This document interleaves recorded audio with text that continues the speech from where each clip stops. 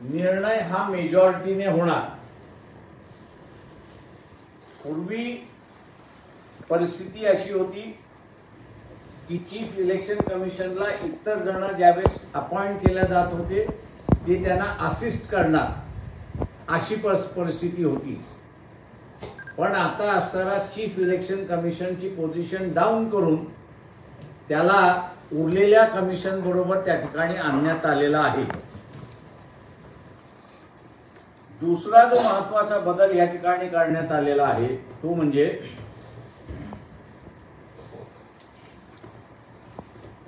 ही वस्तुस्थिती आहे की कॉन्स्टिट्यूंट असेंब्ली मध्ये सुद्धा इलेक्शन कमिशनची परिस्थिती ही representation of peoples act section 14 म्हणजे प्रेसिडेंटने लोकसभेची आणि विधानसभेची इलेक्शन नोटिफिकेशन दिली त्या दिवसापासून हे इलेक्शन संपून सर्टिफिकेट देईपर्यंत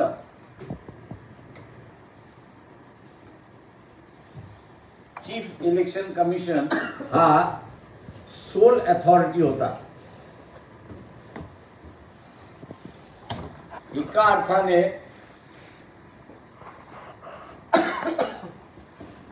त्याला डिक्टेटरही म्हणता येईल।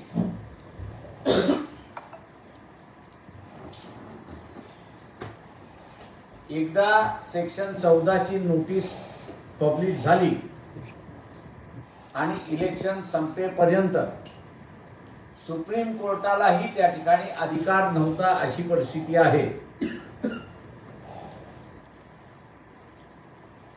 जे काही इलेक्शनला चॅलेंज करायचं आहे ते इलेक्शनची प्रक्रिया म्हणजे निवडून आलेल्यांचं गॅझेट झाल्यानंतरच करता येते अशी परिस्थिती होती आणि त्याच्यामुळे 70 वर्ष या देशातलं इलेक्शन हे सुरळीत पार पाडलं अशी परिस्थिती आहे।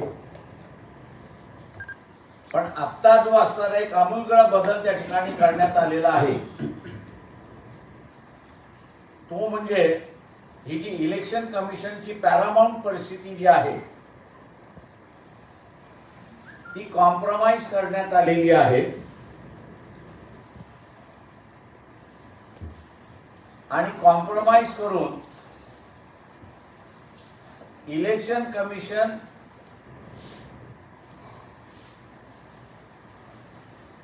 हे निर्णय मेजॉरिटीने त्या ठिकाणी घेऊ शकतात।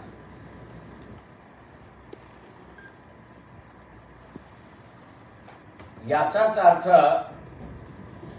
चीफ इलेक्शन कमिशनचे अधिकार या नव्या बिलाने काढण्यात आलेले आहेत।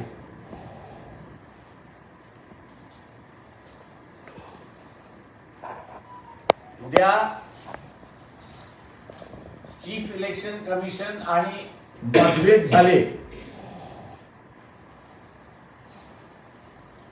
इलेक्शन कंडक्ट करण्याच्या प्रोसेसमध्ये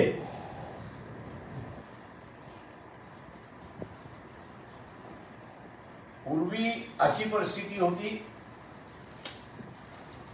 आणि पेरी शास्त्री म्हणून असणारे जे इलेक्शन कमिशनर होते त्यांनी फार चांगल्या रीतीने असणारं हे केलं होतं की एकदा 14 ची नोटीस निघाली की संविधानामध्ये कुठेही सर्टिफिकेट देण्यापर्यंत ते चक्र थांबवता येत नाही, कोणालाही थांबवता येत नाही। परंतु आता जो बदल करण्यात आलेला आहे की डिसिजन बाय मेजॉरिटी,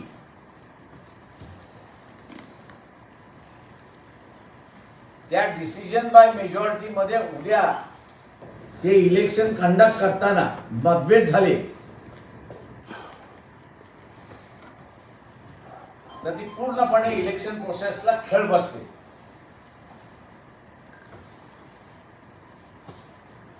म्हणजे याचाच अर्थ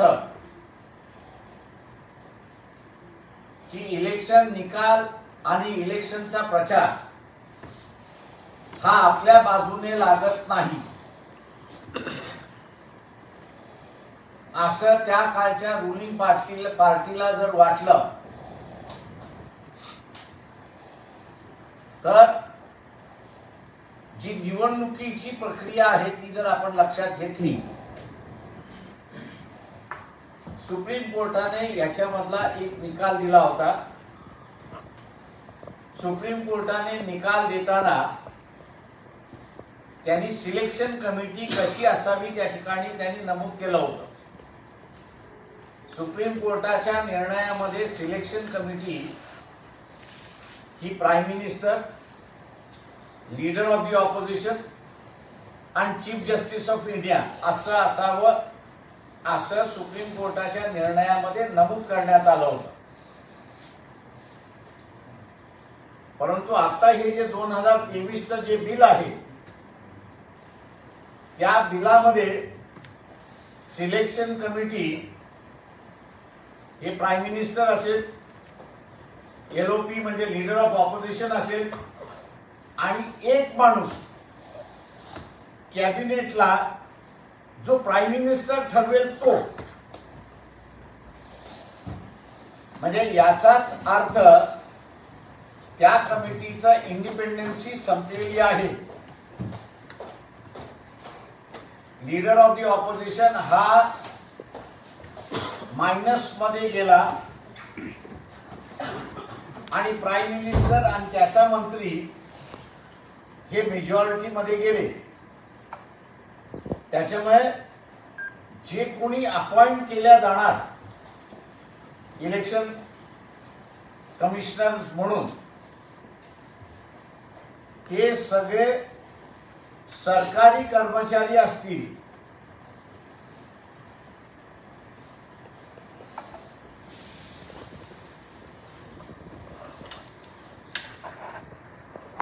कायद्यामध्ये जी तरतूद करण्यात आलेली आहे त्या कायद्यामध्ये तरतूद करत असताना चीफ इलेक्शन कमिशन आणि इतर कमिशनर्स हे जे आहेत हे post of secretary central government या हुद्द्याचे असले पाहिजेत. याचाच अर्थ या पुढचे इलेक्शन कमिशनर आणि चीफ इलेक्शन कमिशनर हे IS मधनच असतील. नॉन IS इंडियन जो आहे त्याला यापुढे इलेक्शन कमिशन होता येणार नाही अशी तरतूद केलेली आहे. ही तरतूद घटनेच्या पूर्णपणे विरोधात आहे.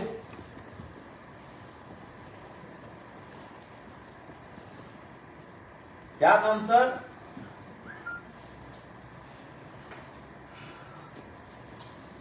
इलेक्शन कमिशनकडे फायनान्शियल पॉवर्स होते. तिथेही कॉम्प्रोमाइज करण्यात आलेली आहे आणि इलेक्शन कमिशनचं ऑफिस सुट्टीच्या संदर्भातला असेल, ट्रॅव्हलच्या संदर्भातला असेल किंवा हेल्थच्या संदर्भातला असेल तर त्यांना कॅबिनेट सेक्रेटरीची जी फॅसिलिटी आहे तीच त्यांना भेटेल आणि ती अप्रूव्हल सुद्धा कॅबिनेट सेक्रेटरीने त्या ठिकाणी दिली पाहिजे. त्याच्यामुळे इंडिपेंडन्सी, फायनान्शियल इंडिपेंडन्सी जी इलेक्शन कमिशनची होती ती यातून संपवलेली आहे.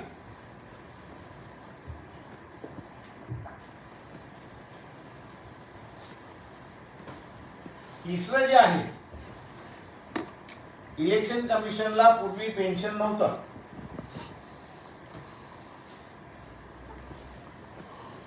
आता असताना इलेक्शन कमिशनला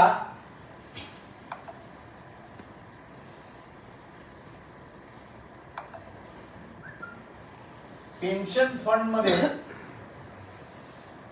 समावेश करण्यात आलेला आहे. म्हणजे एका अर्थाने अपॉइंट करताना तो सेक्रेटरी असला पाहिजे. तो सेक्रेटरी ज्यावेळेस होतो आणि रिटायर्ड होतो तो पेन्शन स्कीम मध्ये लागू होतो. आता इलेक्शन कमिशन झाल्यानंतर सुद्धा त्याला पेन्शन स्कीम मध्ये ज्या अर्थी घेतलंय त्या अर्थी त्याच्या अधोरेखित केलेला आहे की यू आर नॉट इंडिपेंडेंट. देशामध्ये इलेक्शन मॅन्युप्युलेट करण्याच्या दृष्टिकोनातून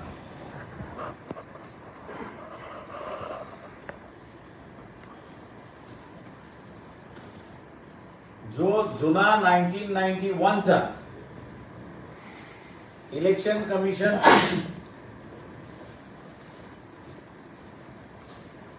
रेग्युलेशन ऍक्ट होता तो रद्द करून हा नवीन आणलेला आहे.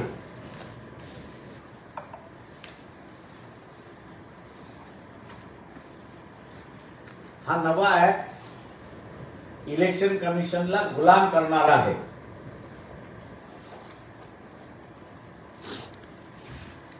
आणि इलेक्शन कमिशन गुलाम झाला तर फ्री आणि फेअर निवडणुका ज्या झाल्या पाहिजेत त्या होणार नाही. आणि म्हणून इंडियाचे जे घटक आहेत या सर्वांनी त्यांच्या ऍब्सेन्स मध्ये सभागृहामध्ये, लोकसभेमध्ये, राज्यसभेमध्ये मंजूर करण्यात आलं त्याला कडकडावून त्यांनी असताना विरोध केला पाहिजे आणि आपली पक्षाची भूमिका सुद्धा त्यांनी त्या ठिकाणी मांडली पाहिजे.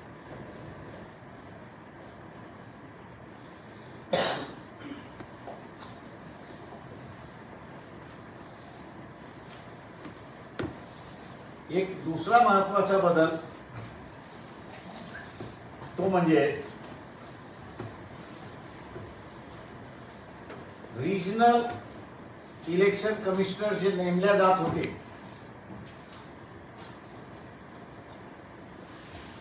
या रिजनल इलेक्शन कमिशनरला फक्त चीफ इलेक्शन कमिशन काढू शकत होता. त्याची परवानगीची गरज होती.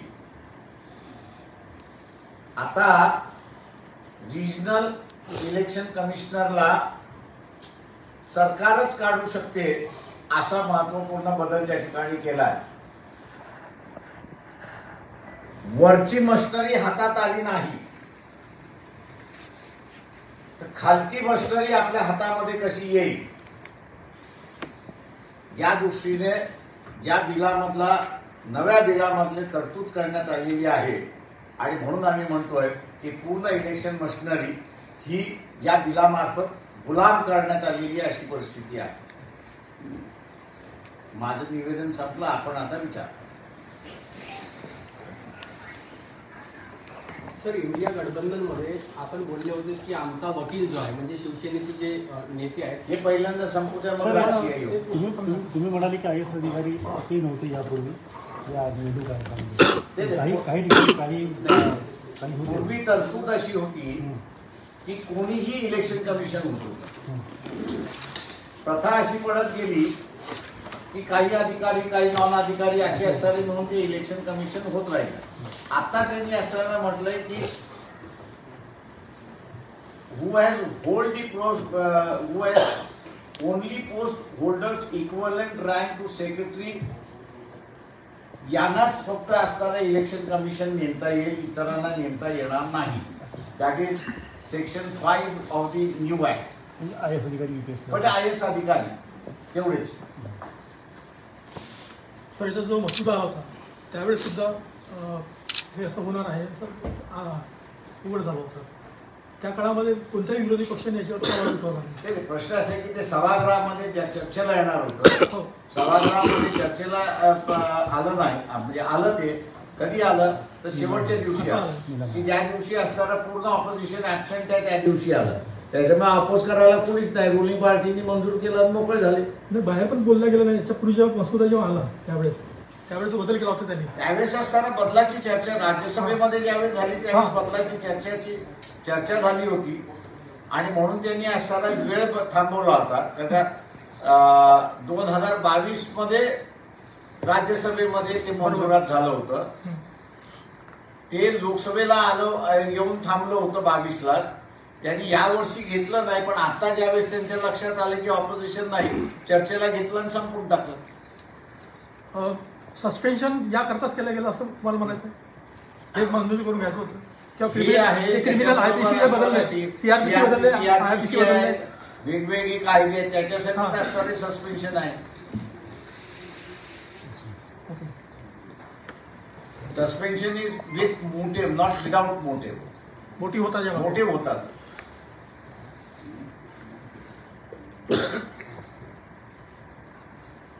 तो मोटिव्ह आता स्पष्ट होतोय की त्यांना असताना काही महत्वाची बिलं जी आहेत ती मंजूर करून घ्यायची होती. तरी कृषी संदर्भात पण मागे असे कायदे केले होते, मोठं आंदोलन झालं पंजाबमध्ये त्यांना मागे घ्यावं. या संदर्भात कुठे अग्रेसिव्ह भूमिका घेणार की काय आपलं आंदोलन? म्हणूनच मी असताना एनडीएच्या घटक पक्षांना आम्ही याच्या संदर्भातला असताना सुप्रीम कोर्टात जाणार आहोत. परंतु सर आजपर्यंत काँग्रेसने कधीही ईव्हीएम बद्दल विरोध केला नाही, कारण की ते त्यांचंच आणलेलं षडयंत्र होतं. तर आता ते विरोध करणार सर? हा विषय वेगळा. तुम्ही सुप्रीम कोर्टात जाणार हे असं म्हणताय, परंतु रस्त्यावरचं आंदोलन किंवा इतर जे विरोधी पक्ष आहेत त्यांना आम्ही असताना याच्यावरती बोलवणार बैठकीला. पण आम्ही एवढा मोठा पक्ष नाही की ते आमच्या असणाऱ्या निमंत्रणाला येतील, पण आम्ही निश्चितपणे त्याच्यातला असताना प्रयत्न करू एनडीएच्या घटक पक्षांना लिहायला की हा एक महत्वाचा प्रश्न आहे, याच्यावरती तुम्ही बैठक तुम्ही बोलवता नाही तर आम्ही बोलवतो, त्या बैठकीमध्ये आपण यावं, ते प्रयत्न आम्ही करू ना. पण संसदेने केलेला कायदा आहे, संसदेने केलेलं विधेयक मंजूर आहे, सुप्रीम कोर्टात इंटरफेअर करू शकते का? ऑफकोर्स हे अनकॉन्स्टिट्युशनल आहे. पार्लमेंटला आता एक महत्वाचा आम्ही त्याच्यामध्ये आहे, मेनका गांधीच्या केस पासून सुरुवात झालेली आहे पॉवर्स ऑफ पार्लमेंट म्हणून.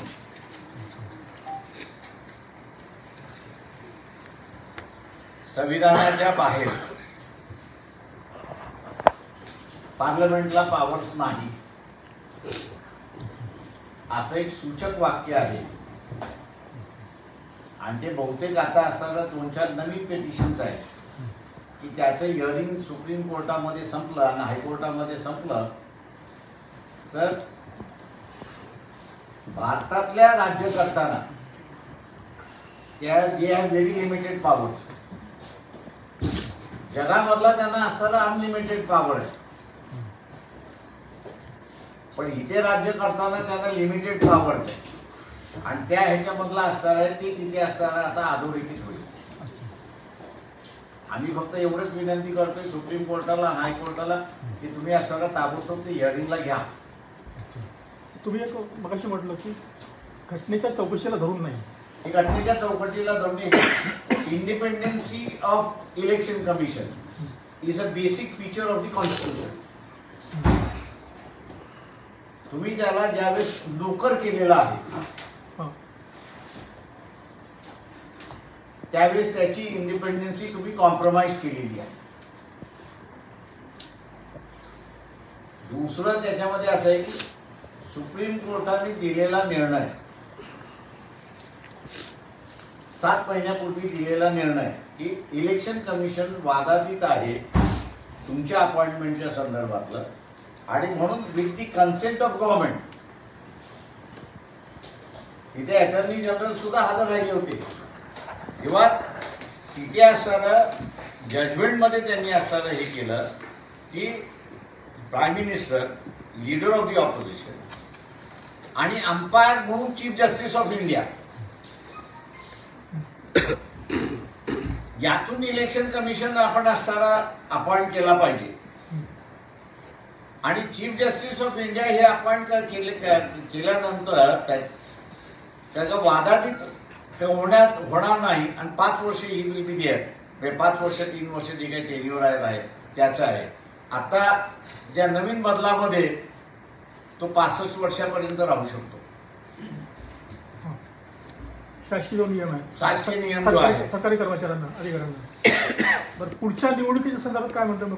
आता जर असं हे इलेक्शन कमिशन झालं, पुढच्या काळात कॉम्प्रोमाइज झालं नाही. 24च्या निवडणुका हा 24च्या निवडणूक बिल लागू झालं, प्रेसिडेंटनी सही झालं, ते लागू झालं. त्याच्यामुळे आता त्यांना त्यांचे जे नियम त्यांनी केले, इंडिपेंडन्सी त्यांची जी होती, इंटरनल फंक्शनिंग जी त्यांची इंडिपेंडन्सी होती की त्यांनीच त्यांचे नियम करावे, त्याच पद्धतीने त्यांनी वागावं, असं जे होतं ते सगळं संपलं. आता या बिलाप्रमाणे तुम्ही वागा. त्याचा माझा एक पुढचा प्रश्न आहे, या पद्धतीने जर तुम्ही असं म्हटलं की आयोगामध्ये मतभेद होऊन आणि ते इलेक्शन होईल, तर पुढच्या निवडणुका होणार की नाही? मतभेद झाले तर पोस्टपोनमेंट, आणि इलेक्शन पोस्टपोनमेंटची प्रोव्हिजन नाही आहे. इथे असताना जिल्हा परिषद, पंचायत समिती, नगरपालिकेची त्यांनी मानसिकता इलेक्शन न घेता पोस्टपोन करता कोर्टामध्ये गेले, सगळे झाले. कोर्टाने सुद्धा त्याच्यामध्ये फार जेवढं लक्ष द्यायचं तेवढं लक्ष दिलं नाही की काय तुम्हाला विदाउट इलेक्टेड गव्हर्नमेंट तुम्ही असताना फायनान्सेस ड्रॉच करू शकत नाही. ही जी एक प्रोव्हिजन संविधानामध्ये होती ती कोर्टाने सुद्धा फाट्यावर मारलेली, मी नाही म्हणत नाही. आणि त्याच्यामुळे आता असताना गव्हर्नमेंटचे हे झाले की आम्ही ग्रामपंचायत, जिल्हा परिषद, पंचायत समिती या केल्या, आता विधानसभा आणि लोकसभा आम्ही पोस्टपोन करण्याची प्रक्रिया सुरुवात केली आहे. म्हणजे निवडणुका होणार नाही, निवडणुका होणार नाही.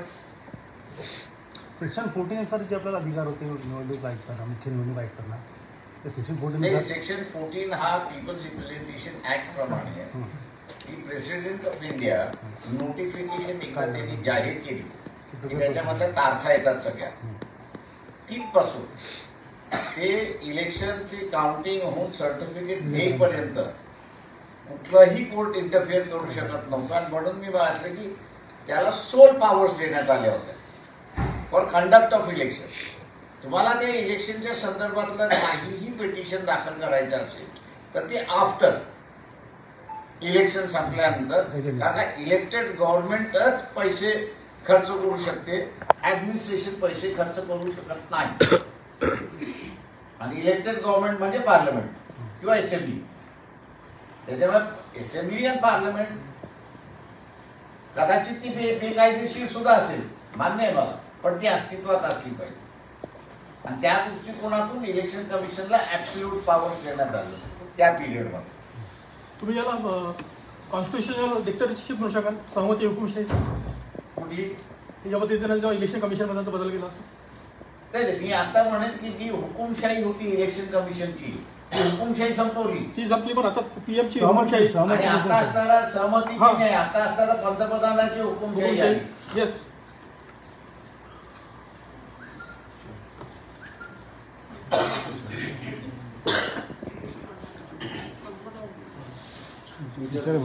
आता काय विचारतात?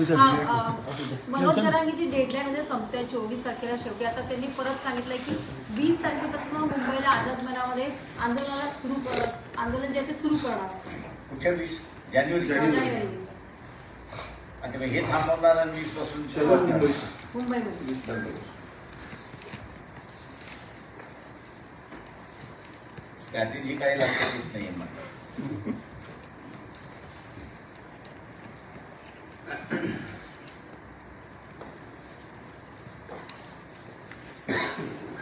सर, इंडियन अकॅडमी ईव्हीएमवर जो ठराव घेतला त्यांनी म्हटलं की ईव्हीएमचं पण एक प्रकारे इनडायरेक्टली समर्थन केलं, पण सोबत व्हीव्हीपॅटचं 100% काउंटिंगची अट टाकली, अशी डिमांड ठेवली. आपल्याला एक माहित असेल की कर्नाटकमध्ये या मागच्या निवडणुकीमध्ये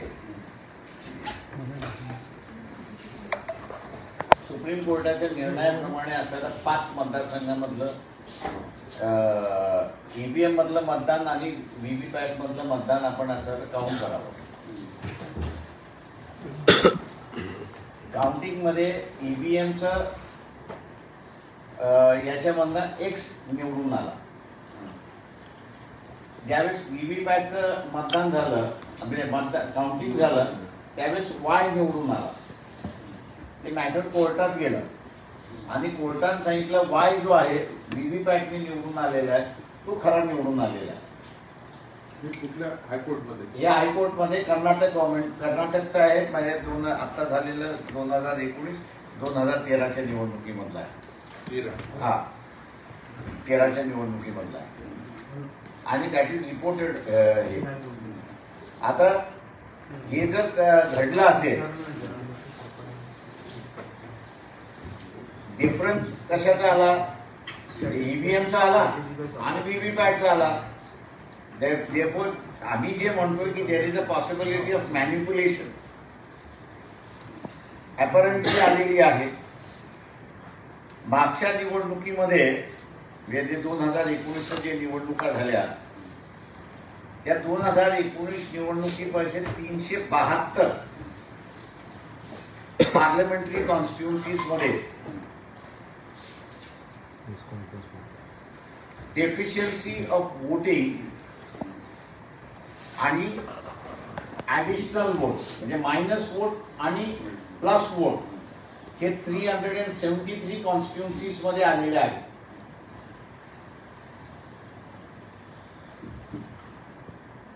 आणि काही मतदारसंघामध्ये ॲज हाय ॲज लाखापर्यंत आहे.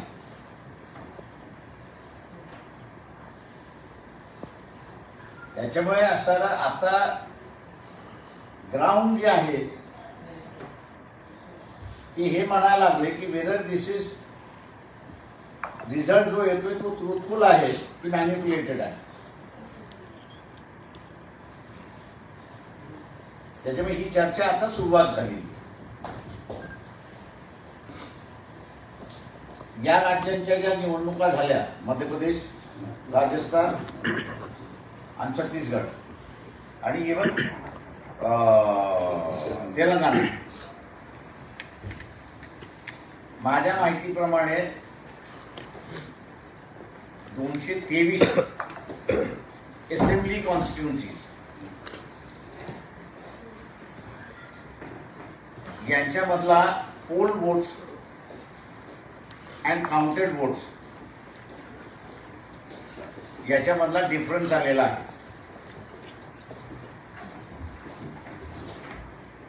आता हा एवढा मोठा डिफरन्स येणार असेल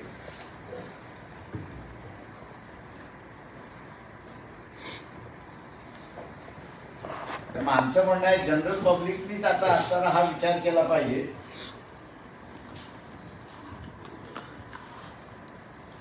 की ईव्हीएम जर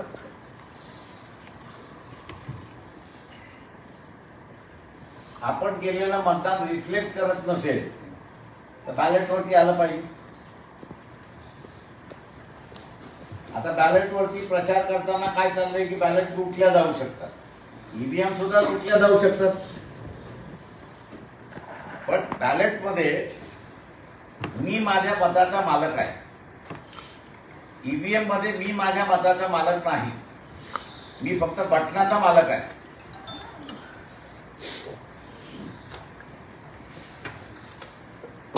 त्याच्यामुळे आम्ही असं म्हणतोय की जिथे मी माझ्या मताचा मालक नाही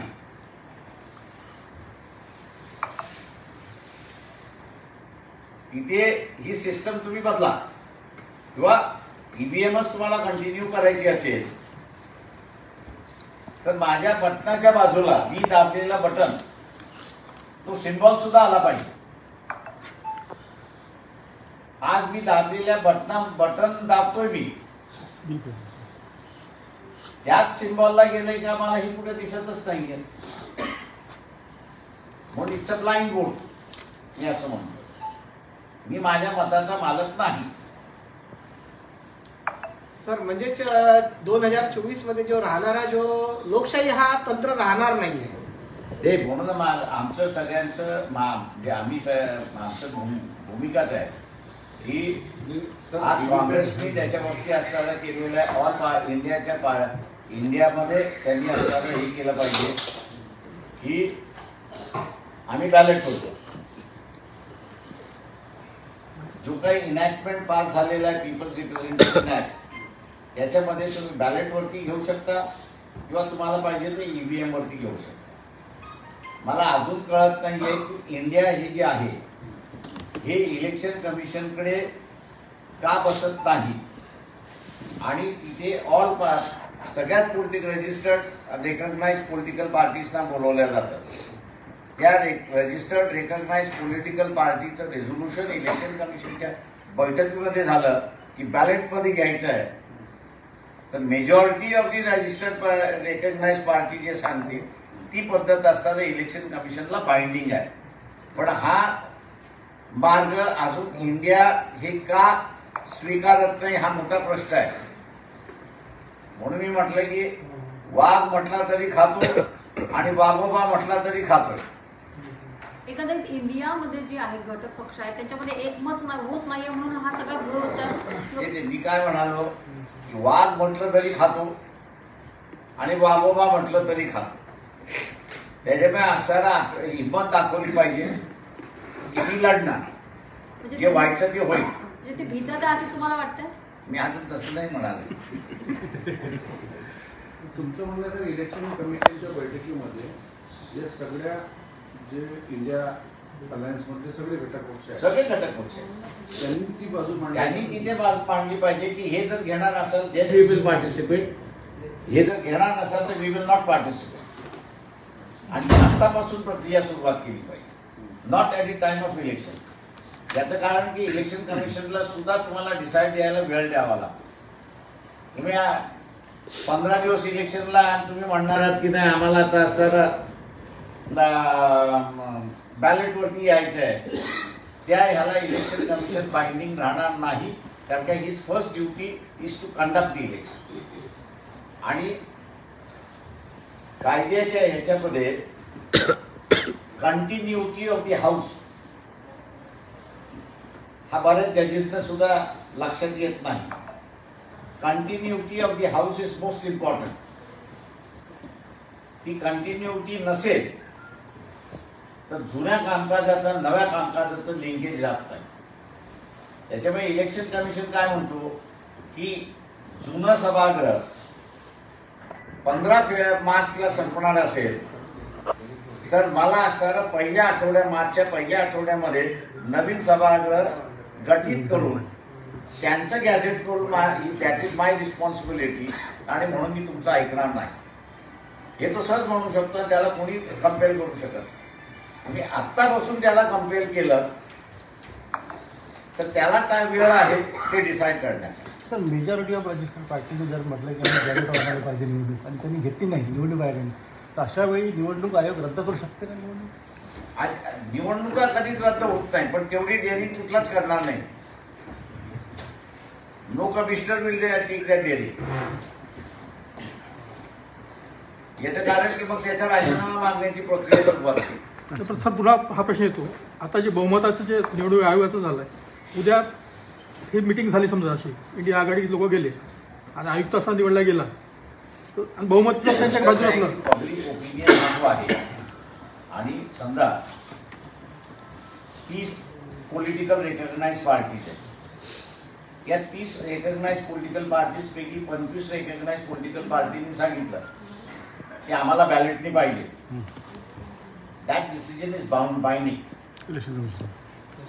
इंडिया आघाडीकडे आता 5 जणांनी जर म्हटलं that is not binding. Sir India आघाडीकडे आता 28 पक्ष आहेत आणि इंडियाकडे 42 पक्ष आहेत. रेकग्नाइज मी म्हणतोय त्याच्यामध्ये जे रेकग्नाइज पॉलिटिकल पार्टीज आहेत, not registered political party, recognise political parties म्हणले जे आहेत ते कॉन्स्टिट्यूट दी बल्क. उरलेले रजिस्टर्ड आहेत त्यांच्याकडे मतदान आहे, नाही असं नाही. पण ज्याला रुलिंग म्हणून आपल्याला म्हणता येईल ते रुलिंग म्हटलं म्हणजे रेकग्नाइज पॉलिटिकल पार्टीज आहेत ते. त्याच्यामध्ये त्यांच्यापैकी समजा 30 जण आहेत असं धरून चालतं. 25नी म्हटलं नाही वी वॉन्ट बॅलेट, बॅलेटच घ्यावं लागेल तुम्हाला.